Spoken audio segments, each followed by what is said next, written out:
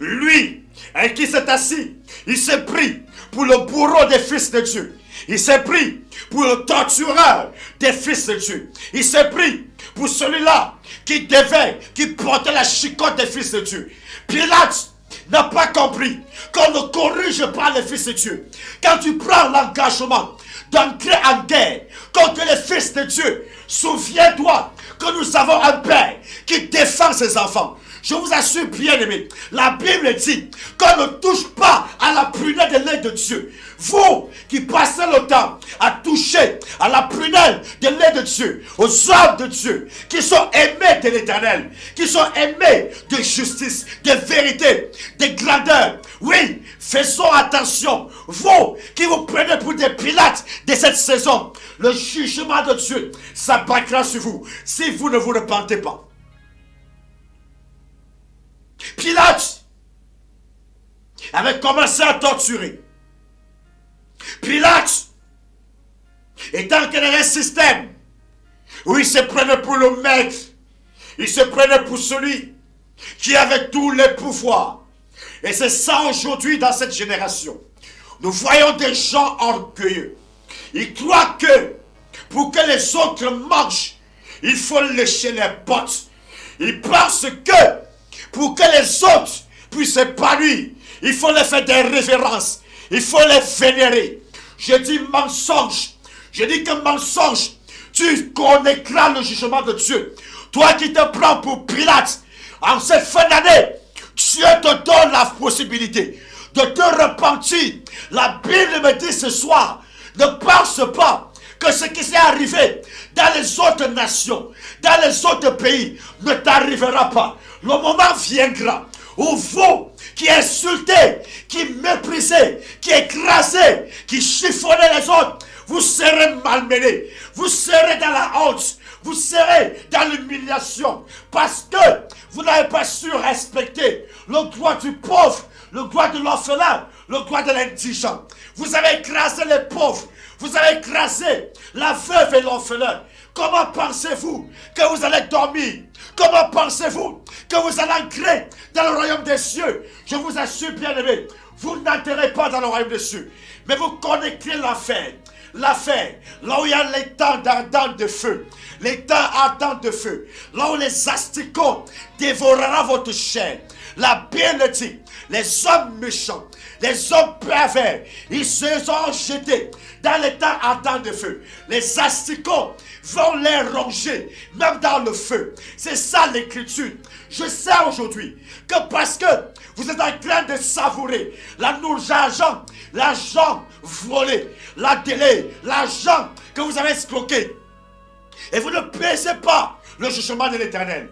Vous ne baissez pas les sentences de l'Éternel. Mais le moment viendra où ces souvenirs seront en vous, où ces souvenirs gronderont en vous, et vous vous rappellerez ces moments où le Seigneur vous interpelle à vous repentir. Je dis que si tu ne te repens pas, le Seigneur dit ici, il parle aux autres, il leur pose la question vous.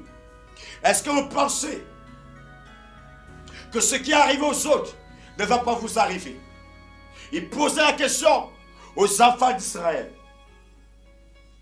Il disait, oh, Pilate a tué, Pilate a tué. Oui, Pilate a tué.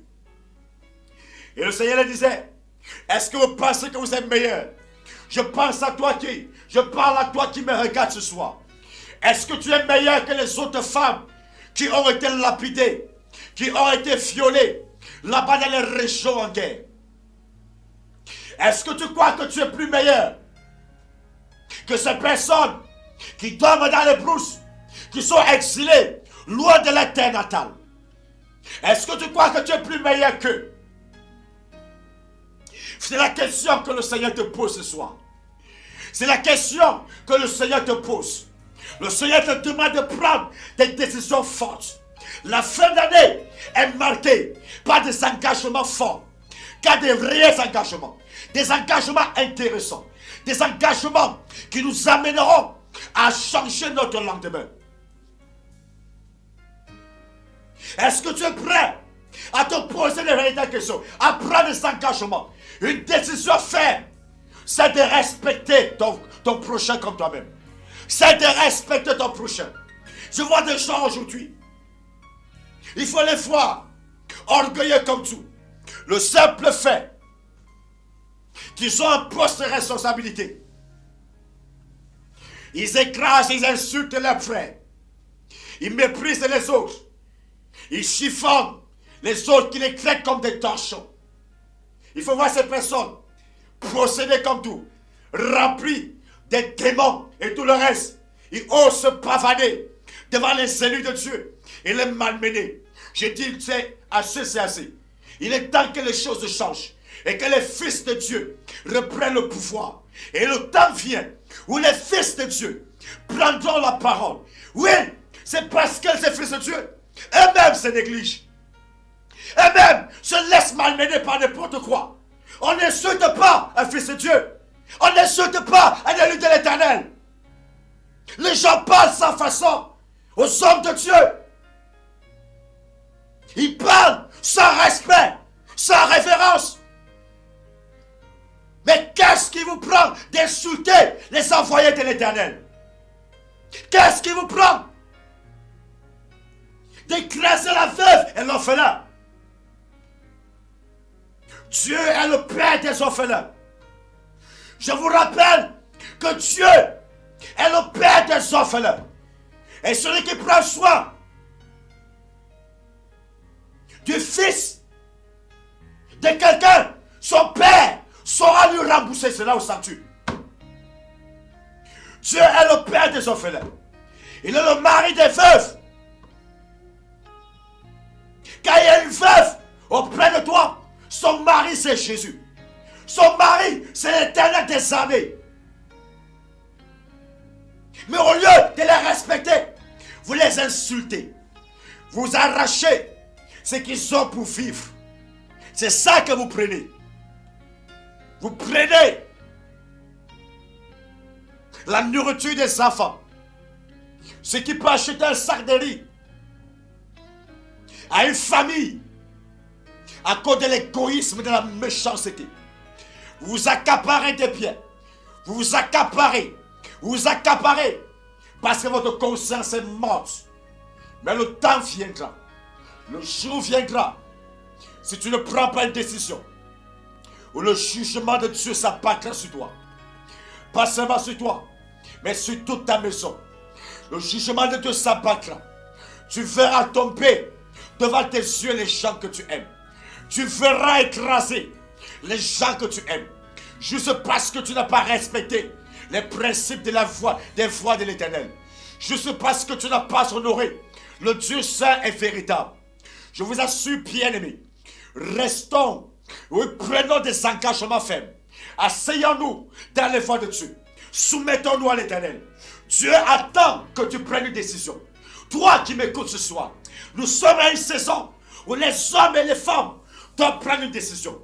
Moi, oui, Josué a dit, choisissez aujourd'hui le Dieu que vous voulez servir.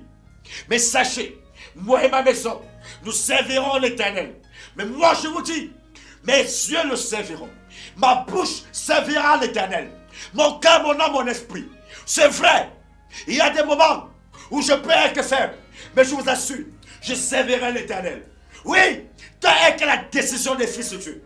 Dieu attend la décision des véritables hommes, des véritables femmes qui sont prêts à s'engager, à se plonger dans ces voies, à dire Seigneur, je te servirai, quel que soit ce qui arrive, que les vents souffrent, qu'il y ait éclatement de terre, que mon âme te serve, que ce que je suis se soumette à toi.